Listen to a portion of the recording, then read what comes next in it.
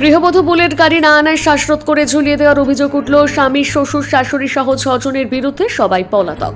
অমানবিক ঘটনার সাক্ষী থাকলেও বসিরহাটে একটি বুলেট গাড়ি নয়তো মৃত্যু।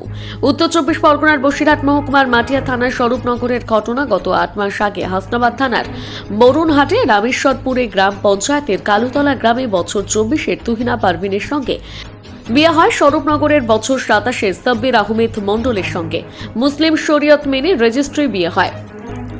তারপর থেকে বিভিন্ন সময় পণের দাবিতে কখনো মোটা অর্থ, আবার কখনো আসবাবপত্র চাহিদা বাড়তে শুরু করে স্বামী, শ্বশুর, শাশুড়ি সহ পরিবারের লোকজনদের বিরুদ্ধে।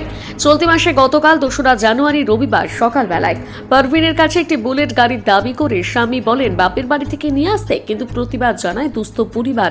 বাবা গৃহশিক্ষক, পাশাপাশি চাষবাস করে দিন গুজরান করেন। বিয়ের সময় সাধ্য মতন সোনা গয়না, টাকা পয়সা, জিনিসপত্র দিয়েছিল। মেয়ের কাছে বারবার বুলেট গাড়ির দাবি করলে দিতে না পারায় তাকে গত 48 ঘন্টা ধরে শারীরিক ও মানসিক নির্যাতন দেয় বলে অভিযোগ। গতকাল মঙ্গলবার দুপুরবেলা ওই এলাকার অন্য একজন বধূর পরিবারকে জানায় মেয়ে গলায় দড়ি দিয়ে আত্মহত্যা করেছে। ধান্যকুড়িয়া গ্রামীণ হাসপাতালে মৃতদেহ রয়েছে। স্বামী এই খবর দেন তুহিনার বাপের বাড়ির লোকজনকে।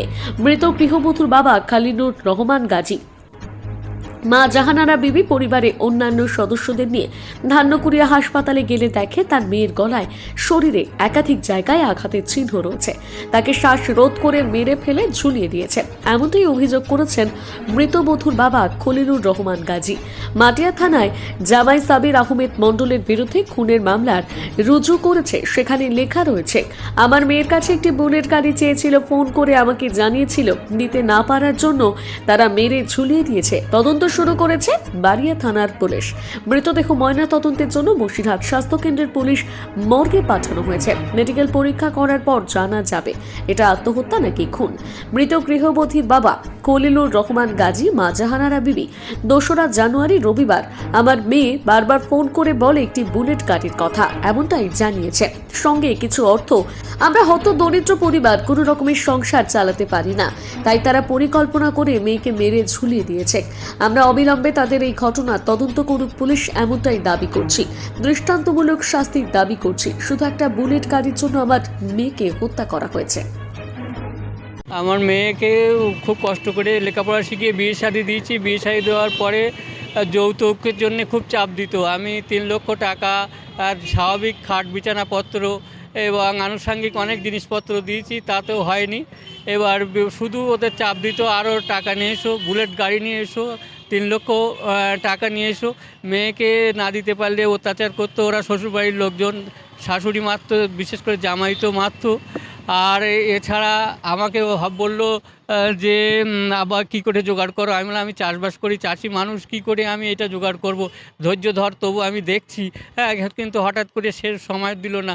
হঠাৎ করে এই গত পরশু দিনই মানে সংবাদ এলো যে তোমার মেয়েকে হচ্ছে মারা গেছে, সুইসাইড এরকম কথা বলছিল। কিন্তু পরে দেখলাম যে না, ওরা হচ্ছে তাকে মেরে ধরে গলায় দড়ি দিয়ে টানিয়ে দিয়েছে। আমি চাষবাস করি, চাষি মানুষ। হ্যাঁ, এইসব খুব কষ্ট করি। হ্যাঁ, খুব কষ্ট করি। তার উপর ছেলেপিলে লেখাপড়া শিখেছি, এই টাকা দিয়েছি, বিয়ে খরচ ঋণ দেনা করে করেছি। তা সত্ত্বেও আমি চাই এই ব্যক্তির কঠোর শাস্তি হোক। আমি ফাঁসির দাবি চাই যে আমি তো আর পাবো না আমার সন্তান, কিন্তু তাই এরকম যেন আর কোনো ঘরে যেন এরকম ঘটনা না ঘটে। যেহেতু এরা একজন শিক্ষিত ব্যক্তি, এরা উকিল ব্যক্তি মানুষ, বসিরহাট কোর্টে প্র্যাকটিস করে। ওনার বাবা শাহাবুদ্দিন উকিল একজন। হ্যাঁ, উনিও ল ক্লার্কের সদস্য, উনিও উকিল প্র্যাকটিস করে। আমার নাম খলিলুর রহমান গাজী।